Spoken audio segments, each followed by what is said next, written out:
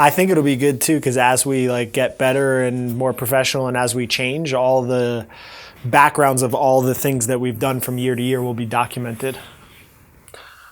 Should be cool. This is true.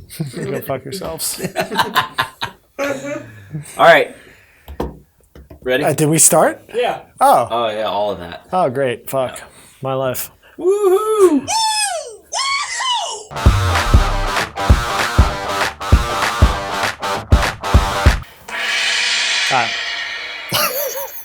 Should come out in a samurai outfit. All right. We put up an Instagram post asking everybody to ask me questions. We did a YouTube video where I rapid fired through all the questions that I thought I could answer in like less than a minute or so. I probably didn't do that successfully. We have 10 questions now that we're going to split up into 2 videos, and I'm going to do 5 questions. We're going to set a 4-minute timer. I'm going to try to get everything that I can about the topic out in 4 minutes. We're going to move to the next question. These were kind of intermediate amount of thinking that needed to go into them. So I thought, okay, let me expand on these ideas a little bit more. Then we also have videos coming out that are full in-depth topic analyses that are basically like ideas videos that were stimulated from specific questions. So you want to just set the timer and get rolling with the first? Yeah, man. All right, here we go. So question 1 was, how do you maximize recovery for your athletes, and how would you adapt those principles for people who train 4 to 6 times a week that are training to be as fit as possible for life? Or training to be as fit for life within 4 to 6 times a week? Okay. 3, 2, 1, go. Okay. Time started already. So I think the first thing that I would like people to understand is that recovery as a concept isn't about recovery tools. It's not about Normatec boots or stim units or getting the appropriate carbs. It's being able to adapt in a period of time to all of the stressors that you put upon a system. So if somebody's training 20 times a week and somebody's training 4 times a week, I'm only escalating from that 4 to 20 over time if they are adapting. So the recovery process is necessary to even escalate volume in the first place. So I'm not doing more recovery with somebody that does 20 sessions a week than I am with somebody that does 6 sessions a week. I'm just making sure that they're adapting to the training stressors. Now, the big picture things that I think most people lose sight of are really the basics. They're not sleeping enough. They're not eating relative to what they're doing from a training perspective. A lot of people are eating relative to what they want to do to lean out, but we're not really in bodybuilding. So I think a lot of people are just underfeeding because they're more concerned about having a 6-pack than they are about performance metrics, which is fine as a bias. But if you do that, you're probably going to make yourself unhealthy. You either need to pick one or the other, and have, hopefully if you're training appropriately to perform, your strength to body weight ratios and all of that stuff will optimize for the sport, and you'll just become lean as a result of doing the things that were necessary. I think just doing low intensity movement work, going for walks, going for hikes, doing easy swimming, stretching, doing breath training, getting massages on a regular basis, going and getting physical checkups. Like I know a ton of people, they never go to the doctor, they never get blood work, they never see if their internal environment is adapting to the stressors that they're putting on themselves on a day-to-day basis. Even getting your mind checked out, like either having a coach that you talk to on a regular basis, having a psychologist, a sports psychologist, a psychiatrist, like whatever you need on a regular basis. I think if most people did that, they would probably be able to handle more training volume than all the other bells and whistles that people do on a regular basis. And they get lost in that minutia because they hear from this athlete that you should do this, or this athlete that you should take this supplement, or this athlete that this is how they best recover. They go to float tanks, and now float tanks becomes popular. There is no magic pill for recovery. You have to be aware of your body. You have to understand after you impose a stress to it when you're back at a baseline in the first place. You have to know, like, oh man, I just did that really hard training session and now I'm experiencing like this mental fatigue, this headache, this foggy mind, and you have to be aware enough to know when you're back to a baseline. So the amount of or the type of recovery doesn't really change from a base level athlete to a high level athlete. It's just you have to recover from whatever you do to your body. And just like everything else, there are tools that you could use to apply to that training. Wow. Bam, I can't believe I did that in under 30 seconds remaining. Yeah, sweet. All right, cool. Next question. How will the influx... You got me. All right. Next question starts now. Oh. How will the influx of younger athletes change the dynamic of competitors reaching the regionals and games level of competition? Will the more experienced competitors always win out? Will we see a shift towards a much younger age group at the games?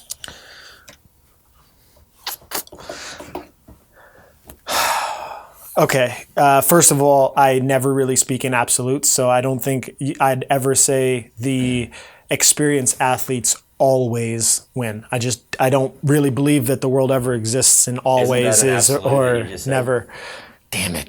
Caught in my own hypocrisy. Never say never. Damn it. That's I'll give you an extra 10 seconds. No, it's fine. I'll be able to get it out.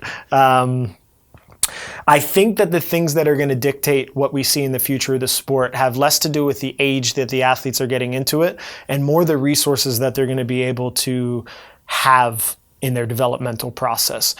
If the sport at the top level, the organization that controls it, CrossFit, I know there are other functional fitness things out there, but CrossFit has a pretty big stranglehold on that. If more sponsors are allowed in and bigger sponsors are allowed in and they see the value in paying athletes and coaches to do this stuff full time, I think you're going to see an influx in people that have better preparations. They'll have better testing and assessment, better skill at an earlier level in their career, which will allow them to handle more volume.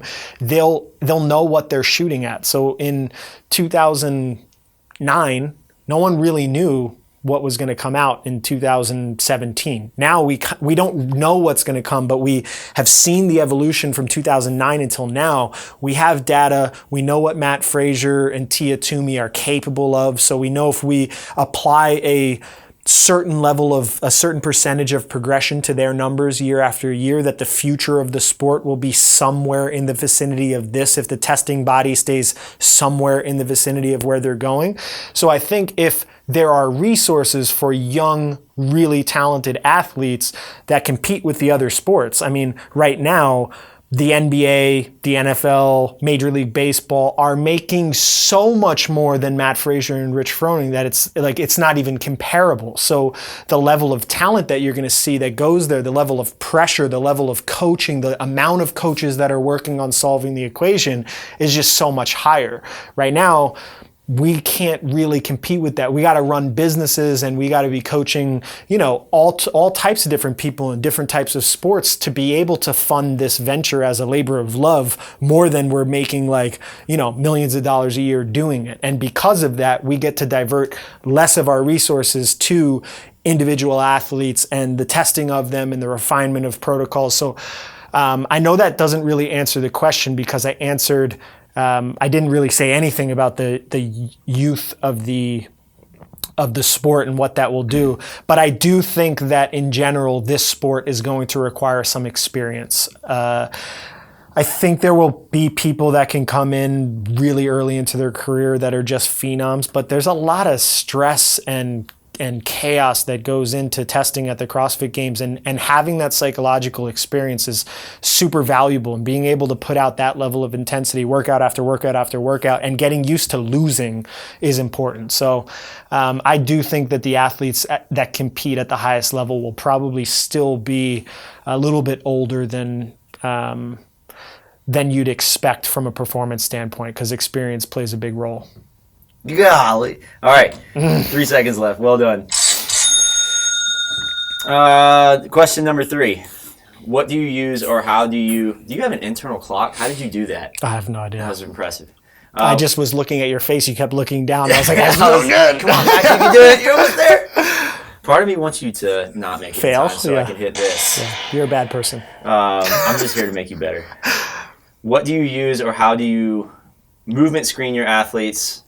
Is it more of you just watching them move in strength numbers and conditioning test scores?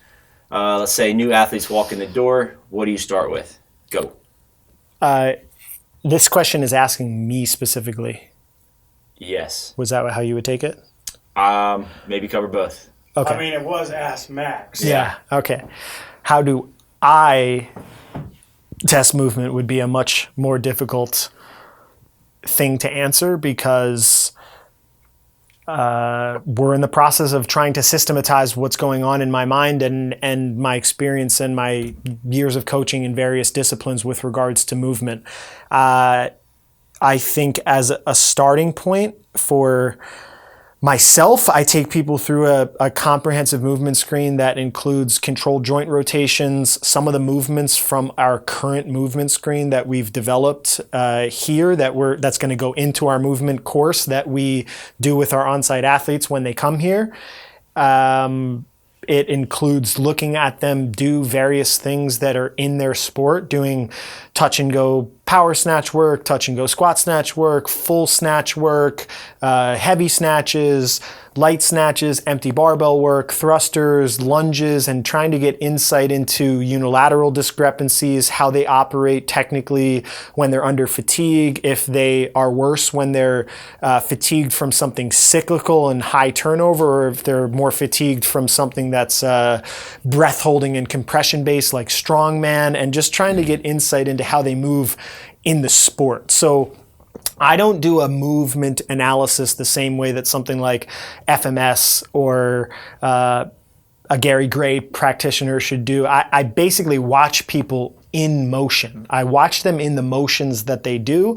And then when I start to see something, right, like an athlete drops one foot when they snatch every time farther than the other. Then I'm like, okay, why is that happening? And then I'll send them a series of single leg unilateral balance tests, single leg hinge tests. I'll look from right to left, and I'm basically evaluating and asking questions about what I'm seeing until I start to refine my plan over time. So my screening process and my training process are very similar and integrated. There's not like I screen this person and now I understand how they move, because movement is just way too complicated to ever get it in the first place. So I'm using my initial screens to be able to pick a safe starting point for training.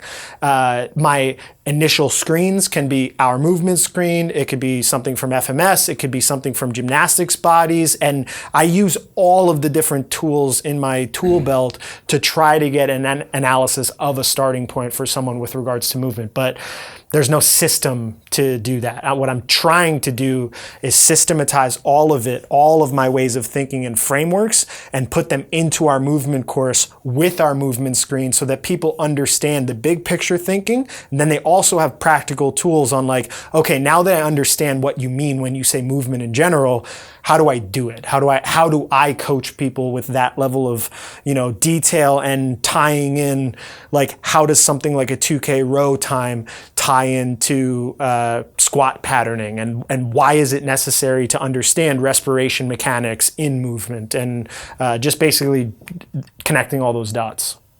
Nice. Again, well done. 20 seconds left. Oh, shit. No, that counts. Yeah.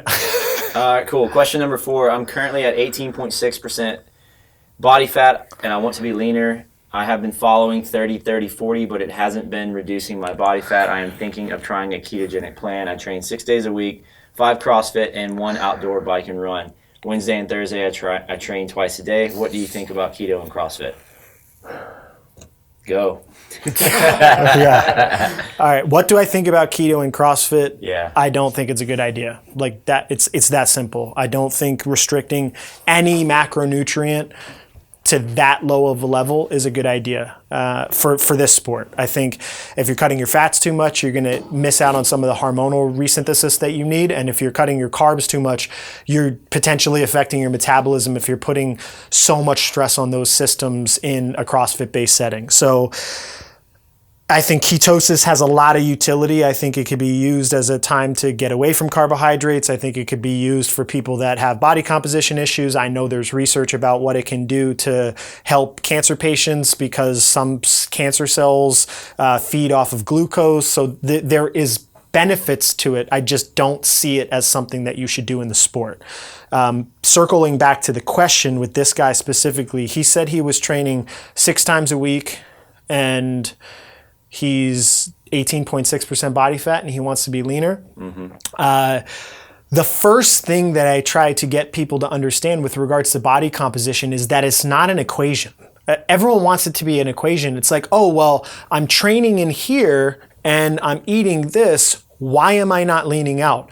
The body is not a simple closed system like that. The best way to model it, the most effective way to model it for most people is calories in, calories out, because that energy equation is necessary to lose weight. The problem is when people start to get into hormonal dysfunction, or they have gut digestion issues, you're not assimilating everything you're eating, and your metabolism isn't good at using what you already have, right? If you have thyroid dysfunction, you're not going to be able to use calories at an effective level. So if somebody's having issues like this in the first place, I might tell them to go get some testing, right? If you're dieting appropriately and training appropriately and you're not seeing the body composition results that you want, you could potentially have some sort of endocrine dysfunction that you want to get crossed off the list.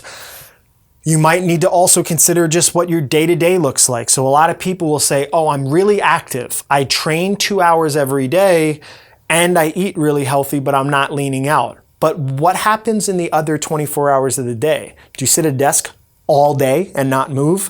And if that's the case, your total energy expenditure throughout the day is still quite low versus somebody that, even a bodybuilder, they get up, they could do 2 hours of cardio in the morning, they go to the gym and, do 2 hours of training, then another hour of cardio. That is 5 hours of total activity. On their feet.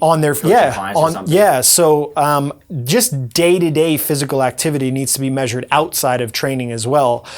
And then, I think the last thing to cover is that I don't really, at this stage of my career, and I did in the past, I really coach body composition as a secondary thing to making sure people move well. And I really have found if somebody is carrying midsection fat and they're having a really hard time with that making sure that their midsection can brace appropriately under load, can move effectively, do high level CrossFit gymnastics skills.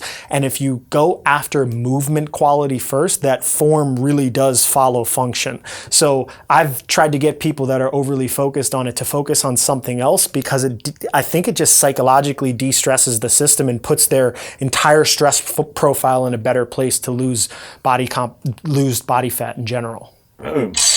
Nice. 7 seconds left. You're killing it. All right, question number 5. Final question.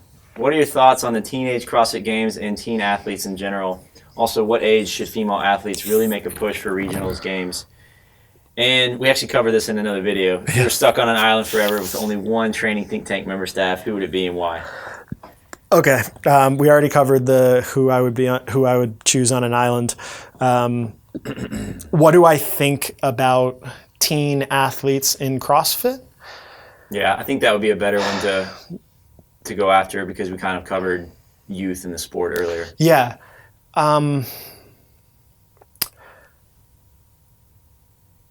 I think the better question, at least one that I would tackle, is what do I think the cost of high-level performance for teens in the first place in any sport? And I think I took sports really seriously when I was young. I had the option. I only played 1 year of football and a 4-week stint of wrestling to play 2 Division I sports, and leading up my entire, from 10 until 18 was pretty serious training. And I think there is a dramatic consequence. I learned so much about myself in that time, but there was a dramatic consequence to other aspects of my life. I didn't read a book until I was 20. I basically just cheated my way through school and like got other people's homeworks, or was just smart enough to get questions right on tests at a high enough level to just kind of skate by. I didn't really have much of a social life. I still kind of don't have that much of a social life. So I think your self-concept gets very limited if you want to isolate yourself to a singular discipline. I think trying to do that at too young of an age is a problem. And I think you're seeing that in youth development in general, that people who are specializing too soon are having a lot of troubles when they're starting to try to become professionals.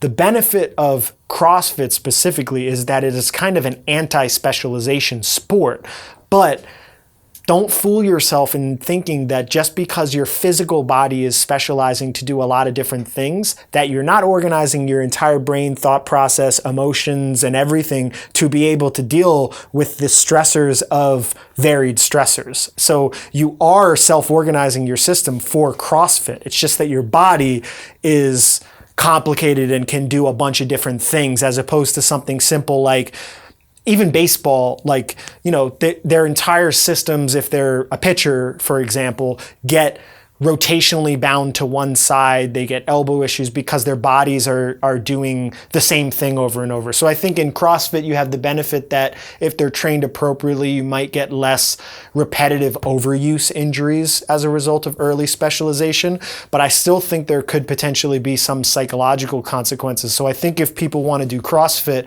at a high level when they're young, they should also just do other sports. Go and enter cross-country races, go and swim, go and pick up basketball or soccer leagues, and just do a bunch of different things and meet a bunch of different people. Because when you're at that age, you really don't have the life experience that you need to draw on to make decisions about what you want to be in your future. You only think you want to be a professional CrossFit athlete, but you can't really know that because you don't have anything else to compare it to. You've never met those people. Your only connection to them is on Instagram. So I think you're going to see the same problems in this sport that you see in other sports if people are improperly coached at a young age. And by improperly coached, I mean overly specialized into this one thing. Now, with that will also come phenoms and people who are really, really good at it. But you see what the cost of that is to most of those people. So I don't know if that kind of covered it, but I think so. I think it works with 6 seconds left. Well done, man. Nice. I think the 4-minute window worked out perfectly. Cool. All right, so we've got 5 more coming up in the next video. Yep, so we did 5, and we'll have another 5, and then I think one other video that has 2 questions embedded into it. That's going to be an in-depth one. Cool.